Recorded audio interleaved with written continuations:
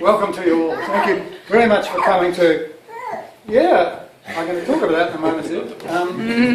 This is kind of full circle for me because although Anne published my first book, the first book I wrote was The Kid from Out of Town. I wrote it not as it said in the paper in a pub, but in Gray's Inn Road's library. Because in those days in London, journalists went to the pub for 3 hours and got drunk every day. And I just couldn't hack it. So I used to go to Gray's Inn Road and homesick, write notes about my childhood and about printing. And amazingly, and Graham Stewart's not here, but he agreed to publish it. And those two photographs, fading photographs down there, are Matata when I grew up in 1949 when my new book is set. It was a steam train village, like Paikokariki, except it was for real in those days. My brother and I used to love getting on the jigger and riding up and down the line, quite illegal. Anyway, when I was in London, I never thought I'd be allowed to write a book. So thank you for that, Anne. I just used to write these little vignettes, and I guess Cider with Rosie and Aikenfield were the two books that really got to me, and I wanted to do something like that. Nostalgia, which seems to be the thing I've ended up doing all the time, is the way I started. And I couldn't leave it alone because although I only spent 8 years in the Bay of Plenty, it was a vivid period for me. And what prompted me to revisit it in a fictional form was my father was a postmaster there. He put in his 40 years public service. He was an honourable man. He believed in the Labour Party and a fair go and the welfare state and all those things that resolved the problems of the Depression. The sugar bag eaters that Tony has written about. My father was as honest as a day is long, and he was shattered by Rogernomics. He never got over it. 300 odd post offices were closed, just like that. And then the guy who launched my railway book, the one I've done there with Michael, Richard Preble, he closed all the stations. I mean, the station was closed. So what to do? Well, this story, Golden the Creek, was about how a village that had been rogered by Rogernomics kind of found a way back. It's a bit of a shaggy dog story, so the reviewer said. Anyway, I loved recreating Matata in the 80s, and also at the time, I can't quite bend anymore because of my back, but down there is my slang book, the third of my collection of Kiwi slang, which I made use of. This was flesh on the bones, if you like, of the slang. Anyway, you get a taste for these things. In 2011, the second in the trilogy, Geyser in the Creek, in this fictional version of Matata. This time it was tourist exploitation with Doc and the bureaucrats and the land grab stuff all going on. So there's quite a lot of Maori input into this, with the Maori are on one side and Doc on the other, all over this geyser that pops up in the village. And I was able to use contemporary slang for that because I just published a book. I was hoping Bob Rocky might be here because he is one of the three best cartoonists of my lifetime. There he is. Is that him? It is. He's here. Hey. Anyway, I've been very fortunate that I worked with Tom Scott and he did 3 of my covers. Tom's here somewhere. Through there. Tom always said that's why the book sold so well, and he's probably right. So Tom was one, and the other one is Trace Hodgson, who's done all 3 of these covers. So Bob Brocky, Trace Hodgson and Tom Scott are 3 greatest cartoonists, and it was a real privilege to have them do stuff for me. Go there, welcome. La Vie en Rose is just finished, sorry. We'll get back to that. Anyway, my last iteration is this one, which is the postmaster is a young man in 1949, just arrived in what I call Kotaku, which is my fictional version of Matata, stamped in the creek, and due to his ideas, a section of stamps on volcano lands of New Zealand is published, and he gets the first of them, and it's an invert stamp, as you know. periodically from publicity around the world. An invert stamp, which is an upside-down stamp, can sell for as much as 12 million. Well, New Zealand's got one, the Ruapehu Taupo 1904 invert. And that invert, I think, last sold in 1998 for 165,000. Anyway, I was a stamp collector like lots of kids. So this appealed to me as a story for 1949 when I was a kid in this village, and the men were still suffering problems from the war. This is when we still had a postmaster, a station master, a storekeeper, baker, a butcher, candle makers. We made the candles, actually. We made our own candles. Or we had kerosene lamps because we hardly ever had power on. This sounds like the Boondocks, you know, with outdoor dunnies and, you know, fairly kind of primitive conditions. One light bulb, I think, and one power socket for an entire house. But we didn't know any better. We had to chop the wood. We hated doing that, all those bloody chores. We loved the cereals, you know, there was all that stuff is in this book. In the context of, for the third time in a row, this village is invaded, but this occasion by stamp thieves and stamp collectors. And the postmaster's son is kidnapped, and this leads to arson and mayhem and standover tactics. And it's a yarn, basically, in which I can bring in all that stuff that I can remember. The plot's driven by Morse code, for instance, which has almost disappeared, but my father had a Morse code key that he had donated to the Post Office Museum that was never built. I wrote to Peter Shirtcliffe about this. Remember him? Yeah. And Shirtcliffe said, "How dare you suggest we won't honour our promise that Telecom will build a museum?" Well, they never did. Anyway, more things to get incensed about for me, you think? I'm my father's son here. Anyway, Dad uses the Morse code, not Dad, the fictional postmaster, to try and locate his son. Huh? And party lines was another big thing in my day. Because we had an exchange in the post office, and we lived in the house behind, we'd go in and listen. Because everybody was on the phone. Anyway, the whole plot is driven by party lines and Morse code. So I had a lot of fun with that. It was a wonderful book to write. And 1940, the thing that drove it particularly was the Paul Holmes of his day. This guy here, Phil Shone. If you Google the greatest hoaxes ever, in the top 10, there's this joke in 1949, April Fool's joke, 1949. I remember it. He said on his breakfast show on 1ZB, "The wasps are coming. The wasps are coming. Lock your doors. Plug up your keyholes. Lie on the floor. If you go outside, tuck your trousers into your socks. Smear jam and honey." All that sort of stuff. And of course, there was total panic. The wasps are nearing Papatoetoe. Total panic. The police lines were jammed, and the police, of course, were furious about this.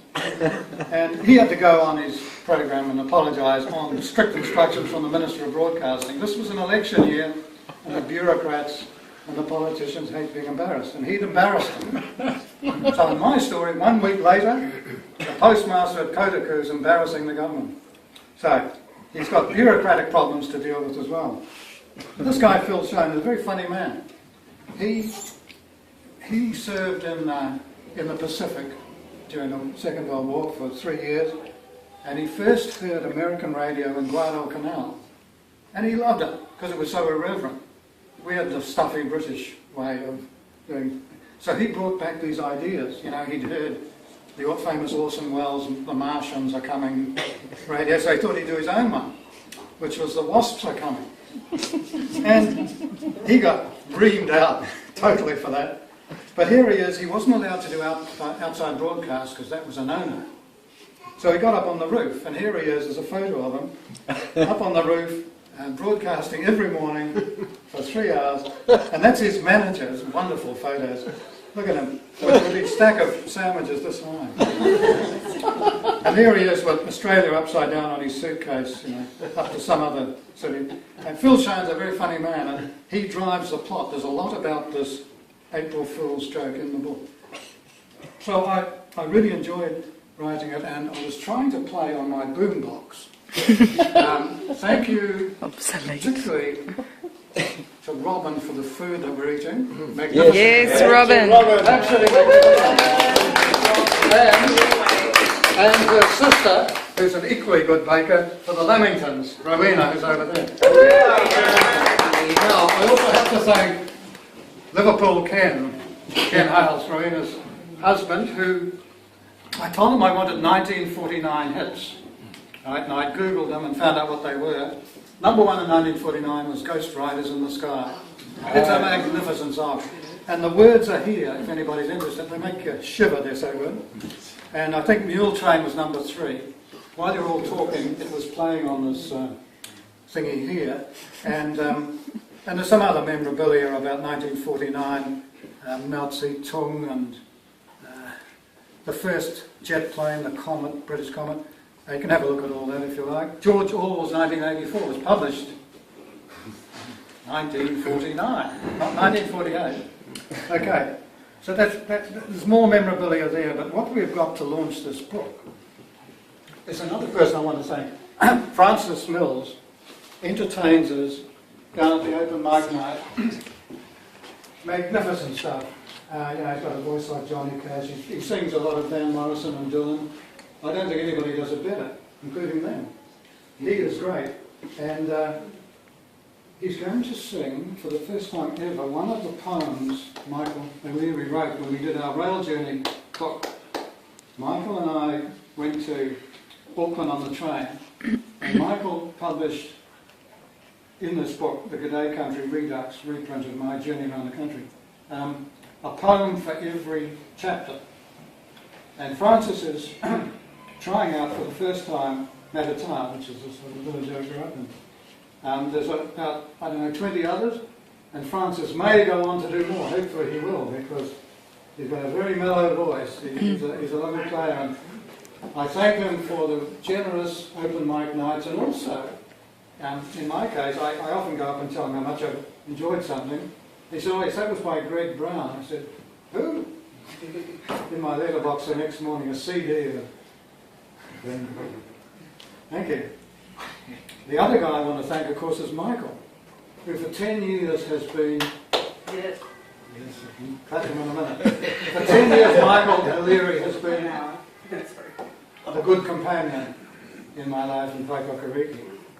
He's a witty man, he's a whimsical man, he's got a photographic memory. We first met talking for hours and hours as volunteer museum workers here in this room, sitting there at a table, a check cloth. And we discovered that we both loved pop music. And he launched my book, The Treadmill Tapes, about my top 20 for every decade and the final top 20. I described on the Sunday Star Times as balmy but charming.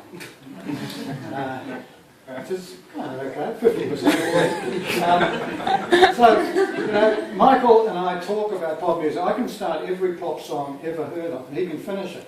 He has a photographic memory. And he can do all of Desolation Row, Bob Dylan. Now that is something. That's right up there for me. Anyway, he's a great guy, and he's written these wonderful railway poems where I think my productivity since I came here to retire has gone up by 50% because of him.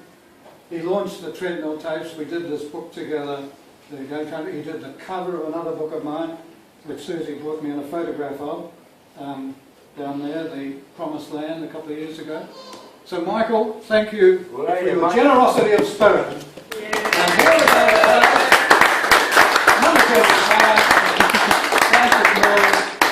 And two companions singing not just Matatā, but 3 songs. Yeah. Let's go. Yeah. Sorry, they're performing there. Thank you all. Well, the book's $20. Yeah, good. Can we buy one now? You can buy one for $25. I won't say no.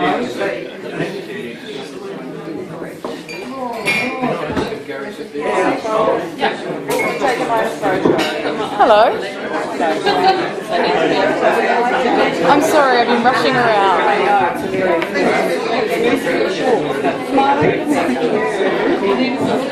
A McGill smile. Dad, do you still want me recording?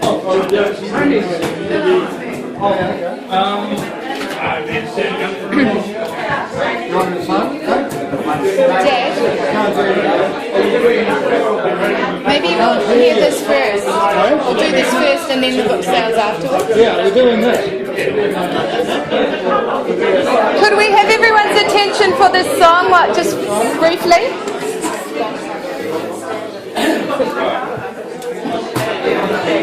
Dad, jump.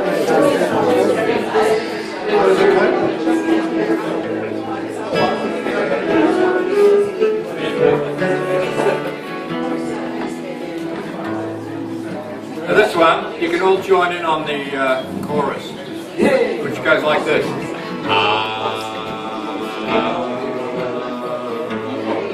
Only one word.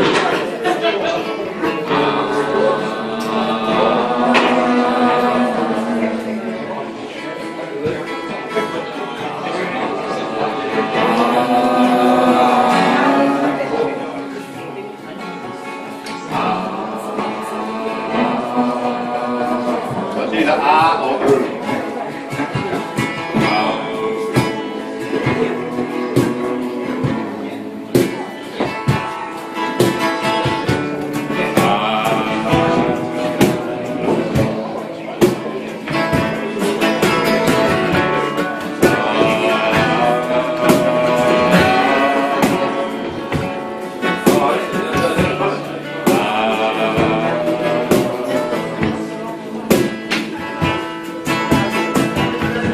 open up the magic, rock the print. For the child, the incantation opens up the flood, memories, flood of water down to the sea.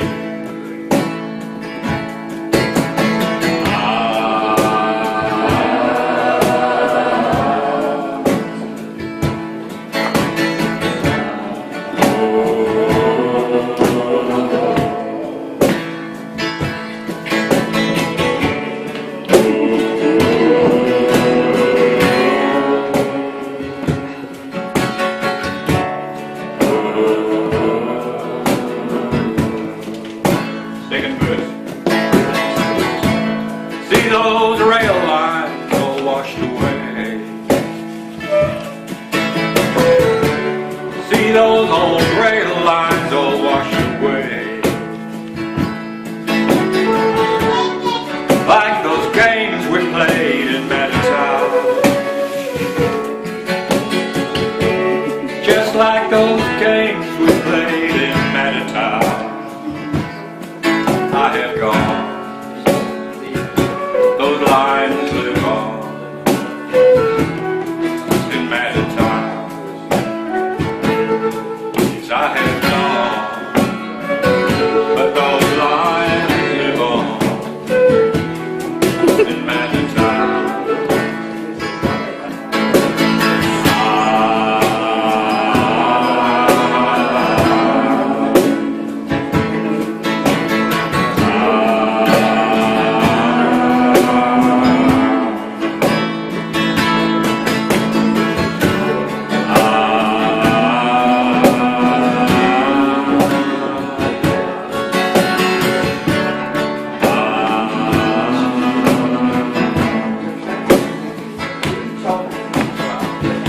When I feel my way back to that village and those people, little hairs stand up all over me. From the east coast to the west coast, via far-flung places, it's all written down, but it still clings to me. From the east to the west, via far-flung places, all written down,